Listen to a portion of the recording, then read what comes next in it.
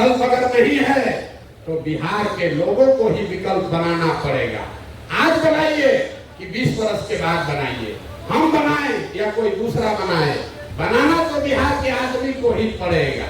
केरल का आदमी आकर बिहार नहीं सुधार सकता है, और हम कोई बड़ी बात नहीं कह रहे हैं। अगर ये व्यवस्था बनी तो 3 चीज जो इसके मूल में है कि 15 साल से कम आयु के हर बच्चे के लिए 5 वर्ष में विश्व स्तरीय देश में सबसे अच्छी जो पढ़ने की व्यवस्था है उसको बनाकर किया जाए। और आप कैसा लगता है, कई लोग ज्ञानी करता है बिहार में पैसा नहीं है, कैसे होगा?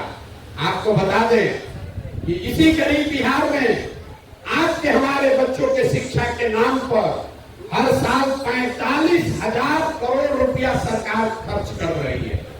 45,000 करोड़ रुपया खर्चा करके 45 बच्चों को भी पढ़ाने का सुविधा नहीं है। आपके पास 2,000 रुपया है तो आप अपने बच्चे को पढ़ा पा रहे हैं, और सरकार 45,000 करोड़ रुपया खर्चा कर रहा है तो बच्चा पढ़िए नहीं रहा। तो सबसे पहला लक्ष्य है कि 15 साल से कम उम्र के हर बच्चे के पढ़ाई की व्यवस्था 5 साल के अंदर निश्चित तौर पर की जाए। और दूसरी बात, 15 से 45 साल के जितने युवा हैं उनको नौकरी हम नहीं दे सकते। हम झूठ नहीं बोल रहे हैं कि नौकरी दे देंगे, नौकरी नहीं दी जा सकती है, लेकिन हर युवा को, हर महिला को 15 से 45 साल का जो युवा रोजी रोजगार करना चाहता है उसको हम पूंजी जरूर दिलवा सकते हैं। बैंक से आपको सस्ते दर पर कर्जा दिलवा सकते हैं ताकि हर घर में लोग रोजी रोजगार कर सके। और तीसरी बात, जो पैदल चलते हुए हमने देखा बिहार में सबसे ज्यादा कष्ट में जो 60 साल से ऊपर के लोग हैं, उनका शरीर थक गया है, अब वो मजदूरी भी नहीं कर पा रहे हैं। बाल बच्चा बाहर से कुछ पैसा भेजता है तो उसका काम चलता है, उसको बिहार सरकार 400 रुपया का भीख दे रहा है पेंशन के नाम पर। तो हम लोगों ने संकल्प लिया है कि 2.5 लाख करोड़ रुपया जो आपके तिजोरी में हर साल जमा होता है उससे कम 2,000 रुपया हर बुजुर्ग को हर महीना जरूर दिया जाए। ये 3 बात साल भर के अंदर अगर आपने जनता का राज बनाया तो और कुछ हो चाहे नहीं हो, सड़क बने चाहे नहीं बने, पानी आएगा तब आएगा, स्वास्थ्य की व्यवस्था जब सुधरेगी तब सुधरेगी। एक दिन में नहीं सुधर सकता है, 10 साल लगेगा, लेकिन 3 बात की एकदम निश्चित तौर पर आपको हम विश्वास दिला सकते हैं कि आपके बच्चों के पढ़ने की व्यवस्था नेतरहाट जैसे विद्यालय हर प्रखंड में 5 वर्ष में खोल दिए जाएंगे।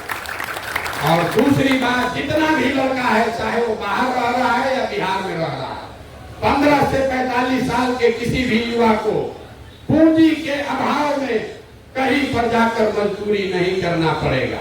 आप जरा इसको समझिए, इसका क्या असर है।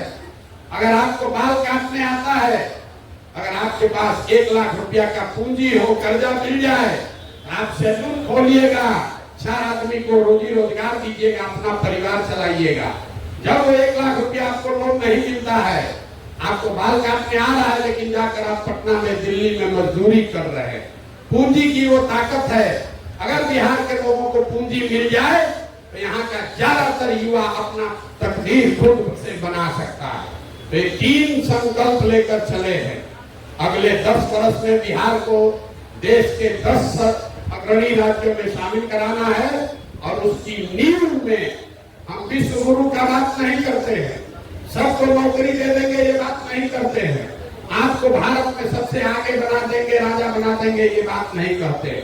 इतना जरूर कह रहे हैं कि आपको बिहारी होने के नाम पर कोई बेइज्जत नहीं करेगा, जलालत नहीं सहनी पड़ेगी, और आपके बच्चों के लिए पढ़ने की व्यवस्था होगी, युवाओं के लिए रोजी रोजगार के लिए पैसा पूंजी होगा, और 60 वर्ष से ऊपर हमारे जो भाई बहन, माता भाई, चाचा रह रहे हैं, उनको इज्जत से जीने के लिए कम से कम 2,000 रुपया का व्यवस्था होगा। सिर्फ 3 ही बात कह रहे हैं।